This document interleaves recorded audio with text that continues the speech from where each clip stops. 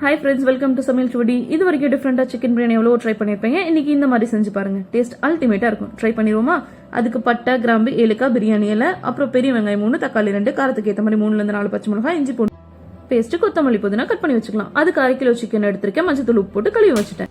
இப்போ அடுப்பு பற்ற வச்சு குக்கர் வச்சு 3 கரண்டி ஆயில் ஊற்றிடலாம். நல்லா ஆயில் சூடாகட்டும். சூடான அப்புறம் கிராம்பு 3, ஏலக்காய் 3, பட்டை, பிரியாணி இலை எல்லாத்தையும் போட்டுடலாம்.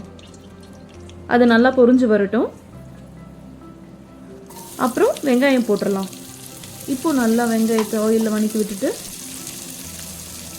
தேவையான அளவு உப்பு போட்டுடலாம். உப்பு போட்டுட்டு நல்லா வதக்கி விட்டுடலாம். நல்லா கோல்டன் ப்ரௌன் ஆகிற வரைக்கும் வெங்காயம் நல்லா வதங்கட்டும். அடுப்பு மீடியம் ஃப்ளேமில் வச்சுட்டு 1 டேபிள் ஸ்பூன் தனி மிளகாத்தூள் போட்டுட்டு 2 to 3 மினிட்ஸ் நல்லா வதங்கட்டும். நல்லா வதங்கினதுக்கு அப்புறம்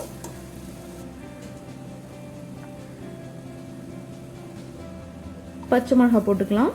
இப்போ கட் பண்ணி வச்ச புதினா, மல்லி எல்லாத்தையும் போட்டுடலாம். போட்டுட்டு ஒரு டைம் நல்லா வதக்கி விட்டுருங்க.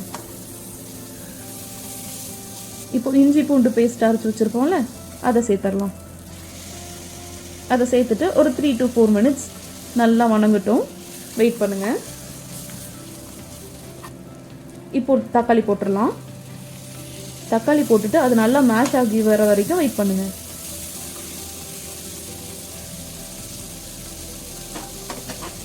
இப்போ நல்லா குழஞ்சு வந்துச்சா, இப்போ சிக்கன் சேர்த்துடலாம். சிக்கன் சேர்த்துட்டு ஒரு டைம் நல்லா கிளறி விட்டுருங்க. 2 மினிட்ஸ் அந்த சிக்கன் அதுலேயே நல்லா வேகட்டும். இப்போ 1 டேபிள் ஸ்பூன் மல்லித்தூள் போட்டுட்டு வதக்கி விட்டுறலாம்.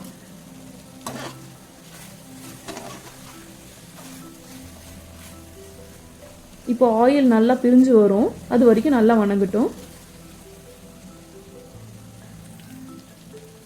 வந்த அப்புறம் தயிர் ஊற்றிடலாம்.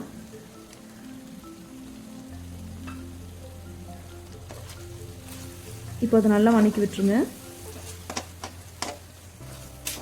இதை இப்படியே சாப்பிட்டாலும் நல்லா இருக்கும்.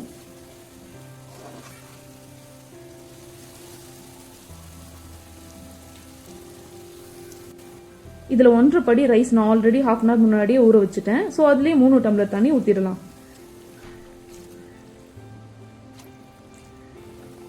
தண்ணி ஊற்றினதுக்கப்புறம் நல்லா கொதி வரணும் இந்த மாதிரி.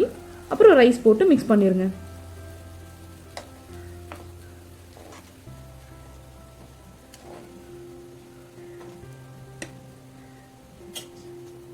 இந்த மாதிரி நல்லா கொதி வந்த அப்புறம் 1 டீஸ்பூன் லெமன் ஊற்றி மிக்ஸ் பண்ணி விட்டுறலாம்.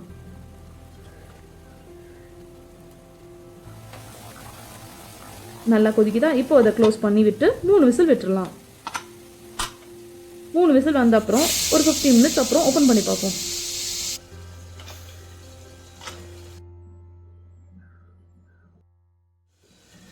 வாவ், நல்லா இருக்குல்ல?